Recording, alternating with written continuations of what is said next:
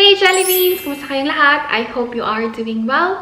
For today's vlog, I finally have the courage to share with you the reason why I left the UK and moved here in Guernsey.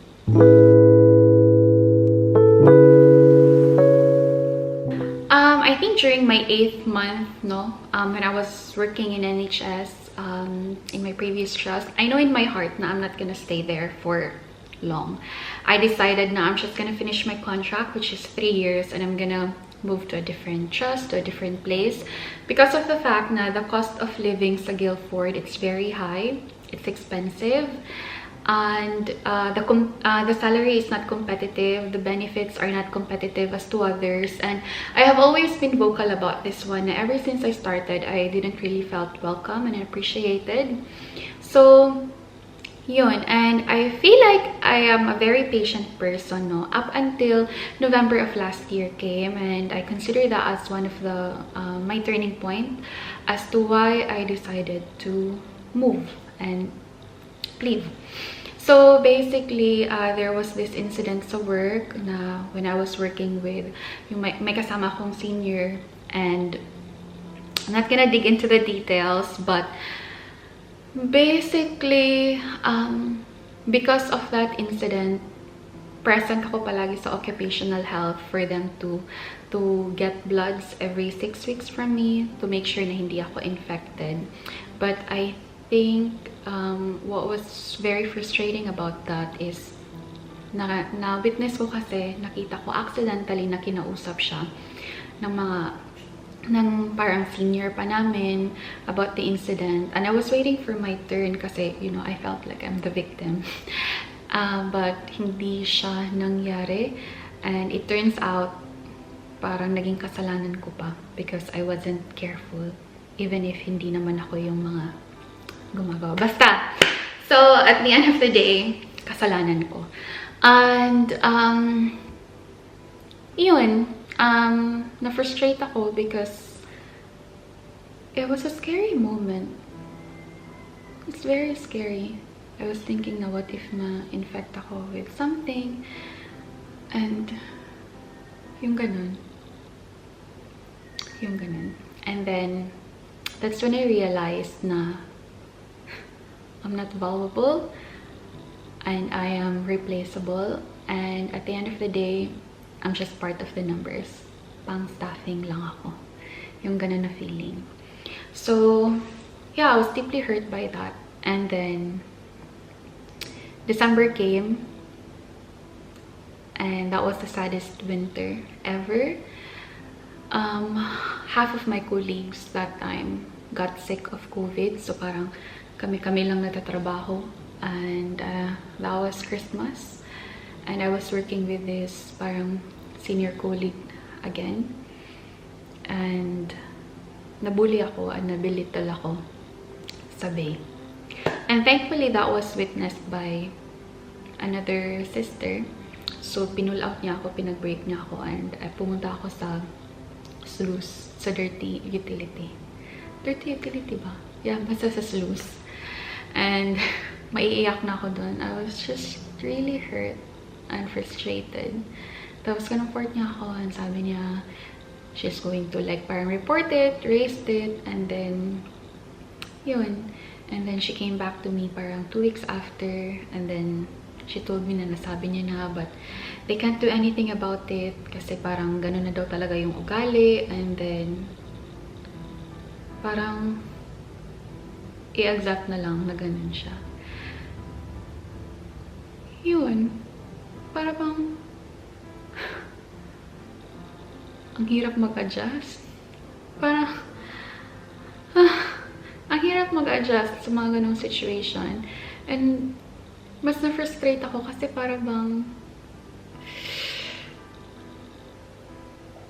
nobody cares for me. Kasi nga, bago pa lang ako, ano bang edge ko sa my 20 years na experience? If they will choose ako or siya, of course siya. Kasi, no. So, yun. Very frustrating, very, very painful experience, and very painful moment sa life ko. But that was an eye-opener for me. Because after that, I got very depressed. Yeah. And even if lumalabas kami ni BFF, kumakain sa labas, nag-online shopping, yung retail therapy, parang the happiness is just very superficial. And my heart was just really craving for a change, for a new start, new beginning. Parang nairita ako, parang napuno na ako. Yung ganun, na kahit yung mga post mo sa Facebook, yung kahit mga vlogs mo, pinupuna, kahit pa hindi ka naman sikat, yung parang ganun, parang they always have something to say. And ako kasi, hindi kasi ako kiss ass, yung parang ganun, and then, maybe, hindi rin nila ako type kasi hindi ako sumasabay. Kasi pag hindi ko talaga gusto, hindi ko talaga ipupush ang self ko to join or parang to start this conversation. Parang ganun, parang hindi ako plastic, which I have been called out by BFF many times about it. He always say na pag nasa trabaho ka, dapat makisalamuha ka, dapat you have to join this and that, which I understand. It's just that pag hindi ko kasi bet, kasi alam ko magchichismisan lang, si ganito lang ang pupunahin. Parang, it's so toxic. Very toxic. So, yun. That was the reason na puno na ako. And, umabot ako sa point na nasabi ko sa sarili ko na if I'm gonna die today, I'm gonna die miserably and God will not be happy about it.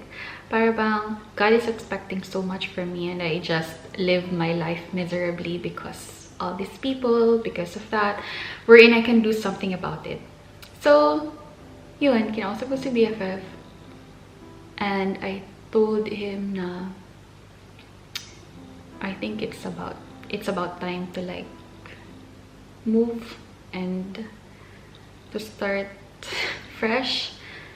And BFF knows my struggles so much. So, I was thankful na he's very supportive because kinukonsider ko din siya because he have a stable job na sa UK. But, yeah, he's very supportive and that's all I need. So, yun. Last week of December, I googled new jobs, new hiring because I know for a fact na I can't just say goodbye to UK. I have a family that is parang dependent of me. So, kailangan ko ng pera. Hindi ako pwedeng ma-zero. So, ayun, nag-search ako ng jobs up until umabot ako nga, okay, sige, I'll apply sa London. But, na-realize ko na if we're gonna go to London, parang the lifestyle is just too much for me. I can't keep up with the pace, basta yung lifestyle, and parang feeling ko whenever I step out of the door, 50 pounds gone. So parang ganon, kasi there's a lot of temptations. And so, nag-research ako about places na mataas ang sweldo. Kasi umabot na ako sa point na, okay, I'm gonna give myself 5 years, mag-iipon ako na mag-iipon, and then once I have that, babalik ako ng Pilipinas and I'm gonna say goodbye to being a nurse because nawalan din ako ng gana as a nurse. I have always questioned about my skills because other people would let me feel that way na I am not capable. Yung ganon. So, nawala talaga ako ng gana and buhay.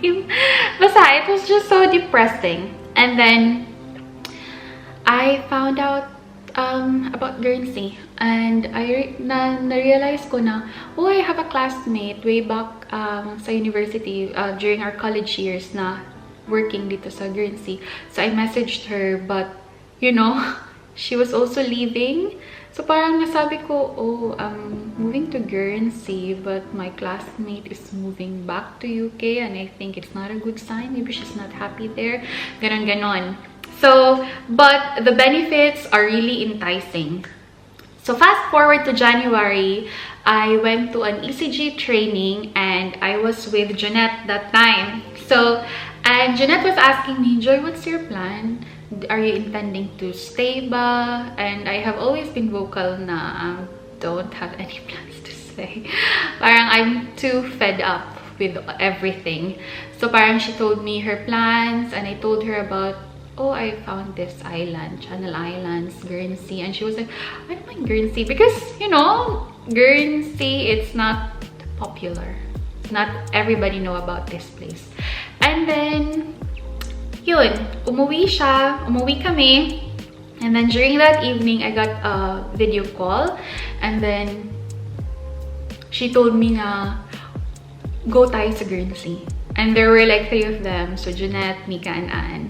And they're all wanting to have like, you know, change of environment. Parang they were also fed up maybe. So, nabuhayan ako. Kasi it's not just I'm not gonna be alone. Meron akong kasama. So, parang I was just so happy. And I realized na while we were doing the researching, nag-YouTube kami about Guernsey, I was happy. Nabuhayan ako. Para bang I have something to look forward to. Kahit nagtatrabaho pa rin ako, na-excite ako because there's something for me at the end of the rainbow. Yung ganon. And so, yun na. We contacted this agency and helped us through. And very enticing ang benefits and offers ni Guernsey. That's why pinili namin si Guernsey. Apart from its beautiful place, na makikita nyo naman sa YouTube, whenever you search, or from my previous vlog, the salary they gave me is actually for band 6 sa NHS. So, right now, I am a band 5, no? But my sweldo is from pang band 6 sa NHS with 3 years experience. And I feel like even if I stay sa NHS, I'm not gonna get this salary even if I have like 4 years experience. Yung ganon. And another benefit that they gave me is, since I have BFF, we opt in for a private rental instead of going to hospital accommodation. They gave us 2 years of subsidy sa housing rent nyo. So, like, say for example, ang rent namin is 1,725. We're just paying 800 pounds. And that's for the rest of the 2 years. So, parang ang laking tipid. And moving here as well, they gave us a 5,000 pesos relocation allowance. So, nakatulong din siya sa pag-deposit sa bahay, sa mga gamit, a little bit, yung ganon. So, yeah, those are the benefits, some of the benefits na natanggap namin. But when I arrived dito sa Guernsey, I really did not have any expectations at all. I felt na I'm just gonna go to Guernsey, stick on my plan, which is mag-ipon, and then uwi ng Pilipinas and say goodbye to the nursing profession. But when I came here, I did not expect all of this. If I could be honest, no, nag last minute change of heart. Nung palapit na siya, parang I was very anxious because I don't know what to expect. Nasabi ko sa kanila, guys, I think I could not do this. Tapusin ko na lang yung 3 years. And they said, no, parang the struggle and the pain is enough. Let's push for Guernsey. And you know what? Some things parang na masasabi ko talaga na grabe si Lord. Kasi the day prior to our departure, we came here, no, May 19, I received this message from God, which was His assurance and His promise na everything's gonna be okay. So, I was comforted by His whisper, by that fact. So, tinuloy-tuloy ko na without any expectations. When we came, it's life-changing. Nabago talaga. Like, now I am parang I'm so happy learning, studying. Parang ginugugol ko lahat. Not really lahat. Parang ginugugol ko ang attention more ko to become a better nurse. I have these supportive friends. I have these supportive colleagues. And nagbago talaga. Nabuhayan ako. Parang bang redemption ko as a nurse when I came. And I was slowly healing mga bitterness, the pain, the hurt, slowly healing, and really blessed and thankful na we decided to come here. So, and I can see as well na BFF is happy, he's enjoying, he got a different job now, so it's also a new learning for him and a new experience. And I'm just really content. Yung ganun. And yeah, my heart is at peace na I don't have to dwell with all those negativity, with all those toxic people. Parang it's a really new start for me, and this island and this place has given me that privilege. So yun, I think that's the end of this vlog. Sorry if mahaba siya. I was trying to like make it short, but yeah, that's my answer to your question, Jolly Beans. I hope I satisfied your curiosity. And it's just sad because recently I have been reading mga posts sa isa sa mga nurses group sa Facebook dito sa UK na they have been depressed because they have been bullied, mga racism, toxic colleagues, yung feeling nila they're very slow, and pinag-uusapan sila sa unit. Parang, I want to let you guys know na hindi siya kaartehan, that it's happening. It's real because it happened to me. During the peak of those period that I was really depressed, my PCOS symptoms like really worsened a lot. I have been diagnosed with PCOS since I was 20 years old. So, grabe yung hair fall ko. Like, super acne ko all over. Hindi na ako dinadatnan ng menstruation ko. Grabe yung mood swings ko. Like, all of a sudden, iiyak na lang ako without any reason. Tapos, hindi ako makatulog. It was a very anxious, very stressful moment ng life ko na. Tapos, may PCOS pa ako. So, parang ganun. You feel like there's no way out if you're in that situation. So I think it's very important to like have somebody to talk to listen to you. Support system's really important, especially na malayo tayo sa pamilya natin. And mental health really matters. It affects you in so many ways. So, and I would like to let you know na even if you experience and feel that, it's not the end of your life, it's not the end of your career. You're in the UK, you have a lot of options if you just chose to be brave to go for that option. Para bang this pain, this suffering, I believe that it all happens for a reason, and I feel like it happened to me because God was parang teaching me a lesson to not settle, because God wants me to experience good things. So I think God was telling me to be courageous, to be brave, to parang explore my options and to trust Him because He prepared a better place for me, and that for me is Guernsey.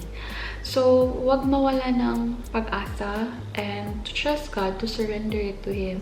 All the pain, all the burdens, and He will carry you through to this darkest phase in your life.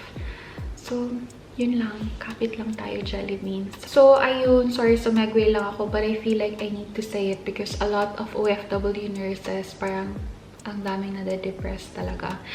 So, yeah. Thank you, Jelly Beans, for all your support. I appreciate all your encouraging messages. Mga kamustahan natin sa Instagram. So, thank you very much. And for always patiently waiting for my upload. So, yun. See you on my next vlog, Jelly Beans. Take care. Bye!